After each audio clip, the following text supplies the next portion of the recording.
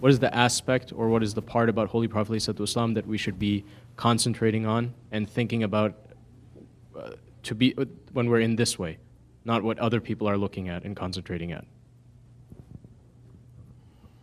What? What are people in tariqats? What has that got to do with Wahhabi Imam? That they're also making a mawlid, right? They're going to talk about Holy Prophet. Probably they'll talk about we have to love Holy Prophet. He was very gentle. He was very nice. Those kinds of things usually these days, that's what they talk about Holy Prophet ﷺ.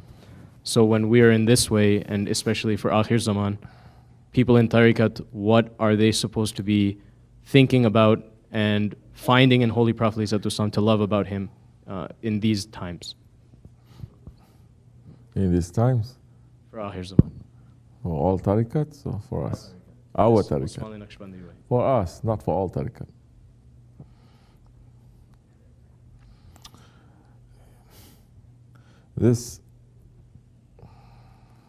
We've talked about this so many times. Every mawlid you ask the same question, or other people ask, and we've talked about it. Then let me quiz you. What is my answer every mawlid? Where's the mic? Use the mic. Bismillahir-Rahmanir-Rahim. Holy Prophet ﷺ was... Turn it on. Is it on? Why is your voice suddenly turned to sexy voice? I don't understand. Okay. Why are you tapping it so much? Bismillahir-Rahmanir-Rahim. That what you say is that Holy Prophet ﷺ was a sultan and he was building an empire. And that's the thing that people are forgetting. It's not what I concentrate on. Especially the last few years. And let's not talk about 6 years or 8 years, okay? Last few years I wasn't concentrating on that.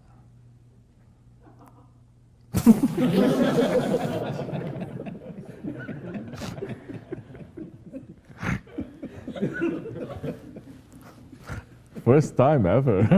I didn't tell her to do it. Look, every Mawlid, I'm saying this. Mawlid means the month of the Prophet's birth, and we celebrate his birth, no? And I'm saying how the whole world is celebrating and how different we are in that celebration. I've said this all the time, especially in the past few years. So if you don't get it, then nobody gets it. You say. How we do it? Oh, suddenly he's like, excuse me? You're sitting right in front of me and you don't know what we're talking about? So you don't have the answer. Anybody sort of have the answer? You say. You're sitting there very quiet all these years, collecting all this.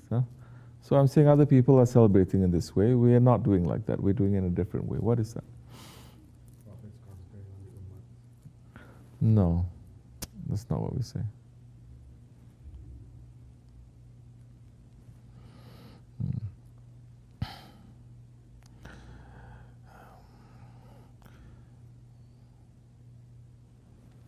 And if he is concentrating on the ummah, then what are we supposed to do?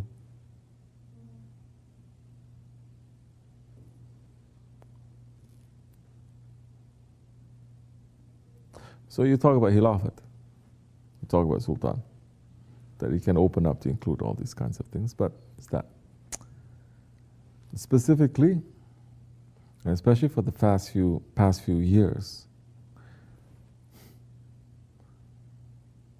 we look at why the Prophet was sent.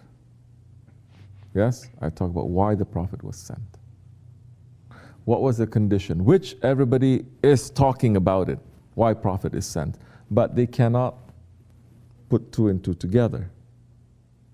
They can tell you Prophet was born in the time of the year of the elephant, because that's the time when that elephant with the governor of Sana'a in Yemen, which was a vassal state of Ethiopia,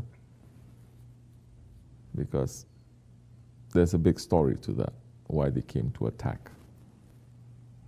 They were trying to make another Kaaba there in Ethiopia, wanting everyone to go there for trade.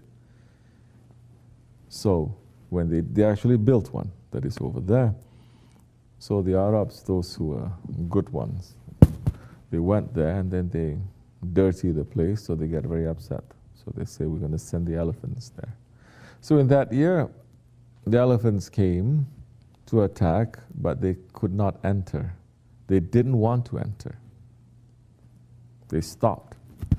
Not too many are talking about that the elephant stopped. They just talk about straight away the ababil came. What are ababil? They are the swallows, the barn swallows, that they came with the rocks from Jahannam, and they dropped it, and it killed the people, not the elephants. So, they talk about all of that. What has it to do with how we are? If we are going to remember the Prophet's birth, then we must know, number one, if the Prophet's birth came at this time for these conditions, then if we remember that, we must also remember those conditions. And then we have to ask ourselves, are those conditions similar to our conditions, or did we make it better? Because Prophet passed, now he's passed the baton to us, the responsibility to us. Are we making the world into a better place? So why, isn't this something I said every year? Why he was sent? He was sent to take away tyranny from this world. He was sent to take away darkness from this world. He was sent when there was so much cruelty that's happening between people. Leave aside whether they are remembering Allah or not remembering Allah. When he was sent in a time when his own people, they were first tasting the fruits of prosperity. Okay, they were getting rich, meaning. And they even forgot all of their traditions to take care of each other and to help each other. They forgot all of that. They become very rich, they become very arrogant, and they stop caring.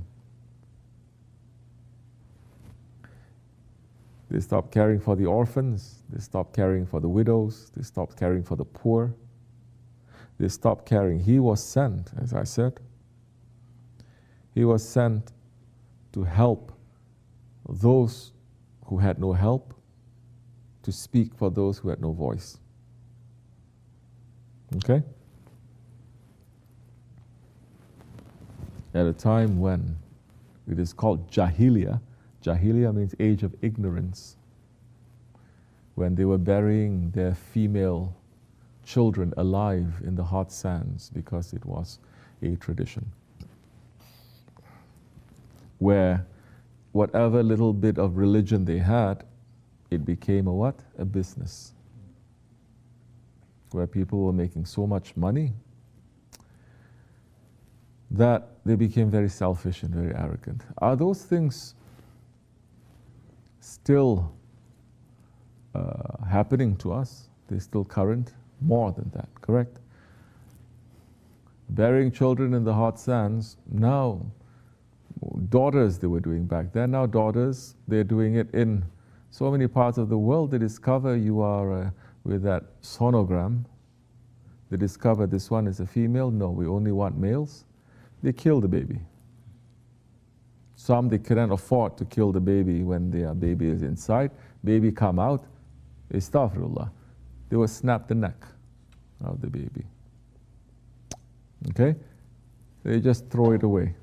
Not one country, two countries. So many countries are doing that. Some they're doing that for that reason. Some they say, well, we have a right. We can do whatever we want. You understand? So it's gotten worse. This is called the second age of ignorance, second Jahiliyyah, where with education, with money, with everything, we become even worse. We've forgotten everything.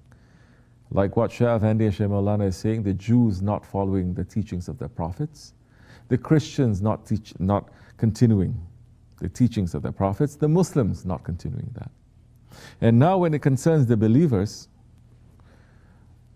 for the first time in a long time,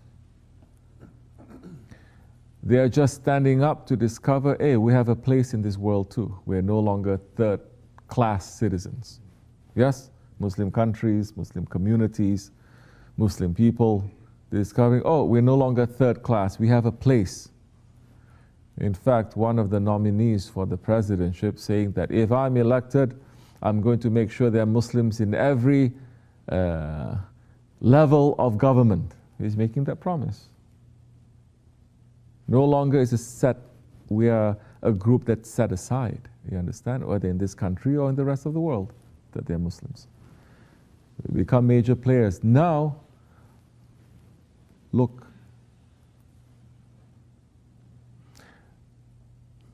there are more wars fought in this world right now as we are speaking than has ever been. There's more slavery, modern day slavery that's happening. Real slavery. I'm not talking about intellectual slavery or this. I'm talking about people selling people to become slaves. You understand? More now than's been happening before. More cheating and lying and killing and tyranny that's happening more now. So now if you're going to celebrate the birth of the Prophet ﷺ, as a Christians, they're celebrating the birth. They say now Prince of Peace is coming. What peace? Now peace is everywhere in the world. What? Maybe at that time when he came, he's trying to control that. Prophet ﷺ came and he tried to put Allah's law there. But no longer.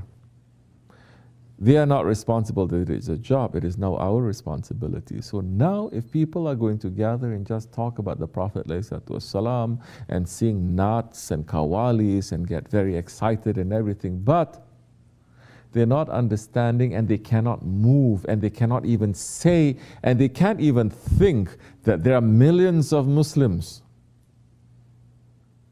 in this world that are suffering and dying, and they're not raising their hands in remembrance of that Prophet's birthday to say, Ya Rabbi, please send us some help, then all of that is fake.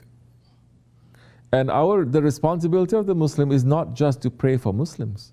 The Prophet did not come for Muslims, you understand? The Prophet came for the whole world. When we say the ummat means the people, the nation of the Prophet. It's not just Muslims. The nation of the Prophet includes every single man, woman, and child, Jewish, Muslim, Christian, Hindu, religion, no religion, from that time, 1400 years, until the day of judgment. All belong to his nation. So now,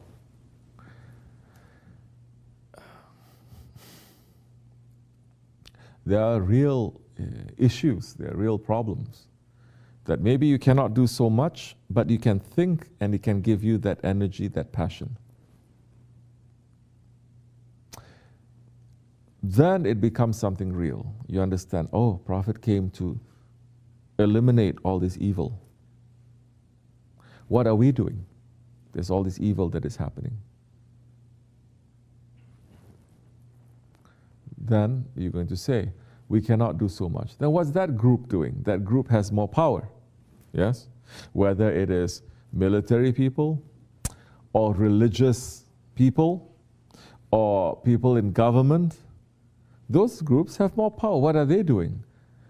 Then the Muslim is going to wake up and say, oh, they cannot do anything. They don't want to do anything. Something is wrong there. They don't want to do anything because it's just a big old game that they're playing. They can sit and they can make peace with the enemies, but they cannot stop the suffering.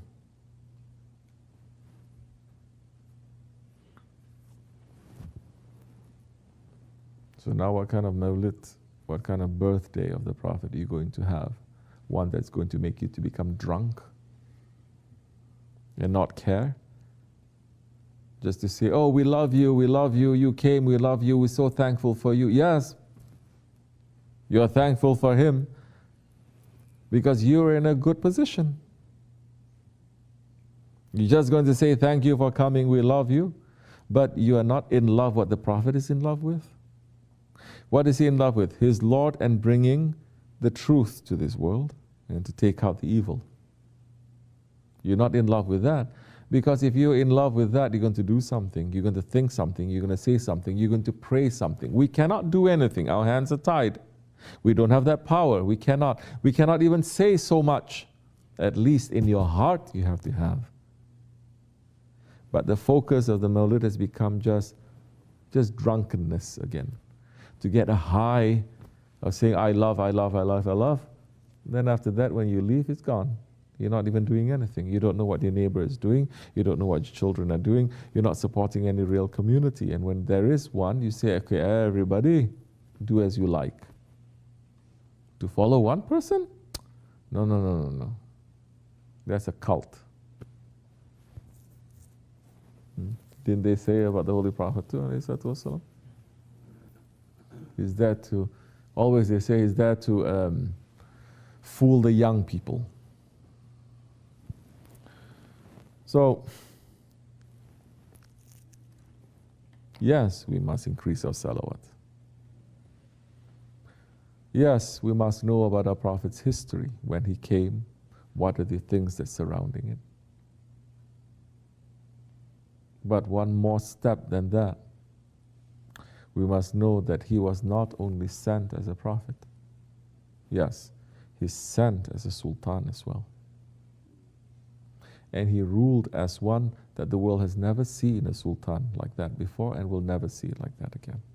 And he became the role model for every Muslim leader that comes from that time until Judgment Day. Yes or no?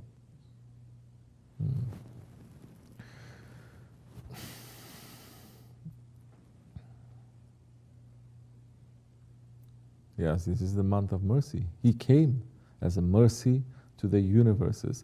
Rahmata lil alameen. The mercy to the universes. What mercy we're showing. What mercy we're showing. It used to be in the past, Mawlid means you're going to pay someone money, you're going to cook a lot of food, and you're going to give to the poor people. It doesn't mean that anymore. Mawlid means a bunch of friends coming over to someone's house, and you cater food, and you eat, and you recite a couple of things, and you go back. Yes or no? Yes or no? And everyone feels they're so holy, they're so religious, so in love with the Prophet. That's what we're saying to the women today, especially now living in America. Allah has given us so much, yes. But there's so many other things that He's also not giving us. And one of the things that He's not giving us is the ability to clean ourselves in other ways. What is that other ways? To come out of our house and to see a very poor person, to see a person who is handicapped, to see a family that is, they hide, they put it in different places where you cannot find them too.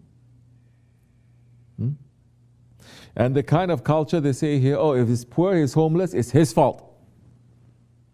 Don't help him. Don't do anything. Don't take a lesson. Don't take lesson from it. You are good because you work hard. Nothing to do with Allah. Nothing to do with the risk. Nothing to do with your good chances that is given to you. It's because of you. I did this. I deserve this. They are doing like that. They deserve it. Then where is the faith? We are believers. We must look differently. The rest of the world look down. We cannot look the same way. Then we're going to get sucked into that. So, old days, that's what they used to do. They used to cook and they used to give poor people to eat. And they say to the poor, not only give to poor people, they say, please pray for us. Who is doing that? Everyone was doing that. Everyone was doing that. Even the sultans, they were doing that. The sultan's mother, that's one of the specialties. Today's people, they have charity clubs. They sit down, they sing. No, the sultan's mother will go there to cook and to give to the poor people. They will open up the palace for the poor people to come to give and say, please pray for us. Because Prophet came for these people. They didn't come for the rich people. And the powerful people, He didn't come for them. In fact, He's saying to them, you better wake up because you are very close to the fire. These people, they are not. And you're treating them like this. Every prophet came and everyone that's surrounding them, they are the poor people. That was one of the signs when the Prophet ﷺ, his signs that the king of the Greeks, no, Heraclius, that he asked Abu Sufyan, and he said, who are his followers? And Abu Sufyan says, the rejects of society, the orphans, the poor people, those who have no protection, those who are being abused, those are his followers. They find comfort in him. And he says, yes, that's one of the signs of prophethood.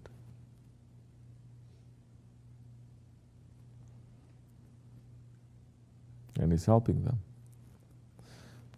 So in the old days, that's what they do. Maybe they don't pray whole year.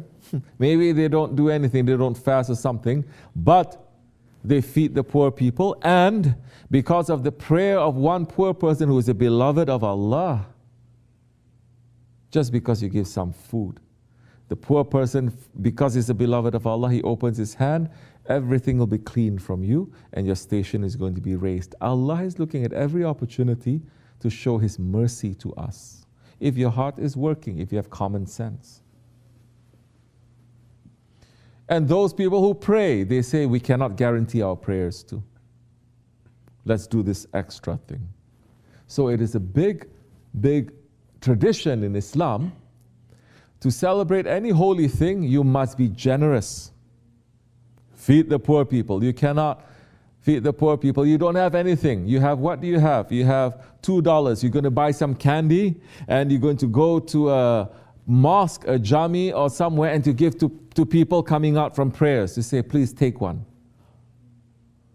You see this happening a lot in Turkey, right? A lot, right? Do you see it happening a lot in other Muslim countries? No, you don't. You don't.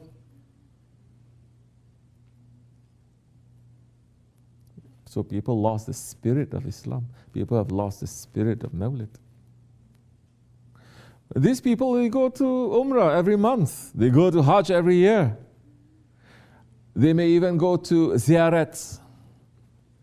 But when it comes to common things like that, if they're not helping people like that, where is the generosity? Where is the faith? So Allah, Prophet ﷺ is saying what? Allah loves the generous unbeliever more than a believer who is stingy. Stinginess and faith cannot come together. It cannot be together.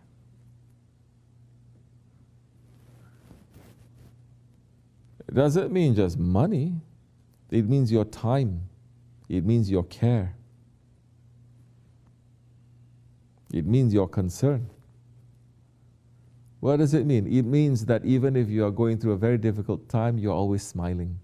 That when people look at you, their burdens get lifted. You may be having a horrible life, but they're always smiling. We see that a lot, right, in Muslim countries.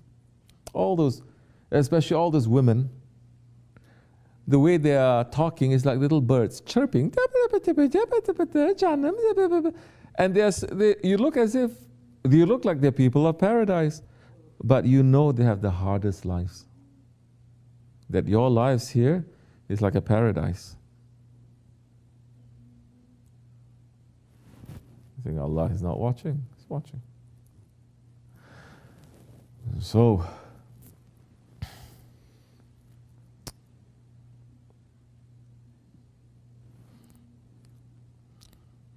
we must bring that spirit back a little bit. To celebrate it with the lights, to celebrate it with reading of poetry, to celebrate with zikr. All these things is just icing. Icing on the cake. What was the cake? The cake was Khilafat. The cake was social justice. The cake was taking away tyrants. The cake was taking care of people. And because all of that is sunnat, no? Because the Prophet came for that. If you're celebrating the Prophet, you have to continue that. So they were doing all of that. And for the icing, then you have these mawlids, lighting candles. They call it kandil, no? Doing all these things. Okay. Now, you take away the cake, all you have is the icing. What the heck is that? If you just eat icing, what happens? What happens if you eat icing? Oh, you don't know because you like icing. You say it's good. If you just eat, you get sick. Yes or no? There is no content that is there. Not that I'm saying cake is content, but you know what I'm trying to say. Huh? So now the icing, oh, we have to do zikr, we have to do this and that, but the whole mission of the Prophet is missing from your lives, from your understanding, from your consciousness. Then what do you understand from Islam? It doesn't go past your throat then. This is what it is. Sure, you can sit and say, oh, Prophet brought this, brought that, but what are you doing? Nothing. Especially Muslims in situations when they have money. They become very insular. And once you have money, you think, I deserve everything better. Once you have money, you also say, I don't deserve anyone to criticize me. Yes? I have money. I'm giving. Why anyone is going to say what I'm doing is wrong? First step. First step towards becoming a shaitan. I have power. Why anyone is going to say I'm wrong? I'm the one who's going to tell people they are wrong and right. And before you know it, your guide is going to be shaitan. It's not Rahman, it's not the prophets, it's not the awliya Allah. It's not someone who's going to tell you, this action will make you sick, this action is going to make you healthy. You don't trust that anymore. Because you say, I'm the one who should know. May Allah save us from that kind of behavior. May Allah save us from getting drunk. May Allah make our hearts to become softer and to understand and to feel what those ones who are being oppressed, that they are feeling only a little bit, so that we have a face to present to our Lord on Judgment Day when He asks you, I gave you everything, you did nothing. At least we can say, but we felt for them, Ya Rabbi. Our hands are tied. So don't get drunk in these days. May Allah forgive me, inshallah. And where your hand can reach to help some people here and there, reach. It's not that difficult, to help. That's why to have money, to be rich, is a very relative term. But here in America, whatever it is that you are, you're way better than people anywhere in the country and anywhere in the world, no? It is a blessing in the Akhir Zaman, Prophet is saying. For the believer to have money in the end of days, it is a blessing. In the beginning, it is not so much. Okay? But in the end, because you cannot do so many things properly, but you can do so many things with that. Ya Allah, forgive me, inshallah. May Allah bless you and raise the station of our Shaykh. And may we reach to the month properly. May we end the month properly. May Allah make us to live our lives with sincerity. May we live in Islam and to die as Muslims. Al-Fatiha. Amen. Assalamu alaikum.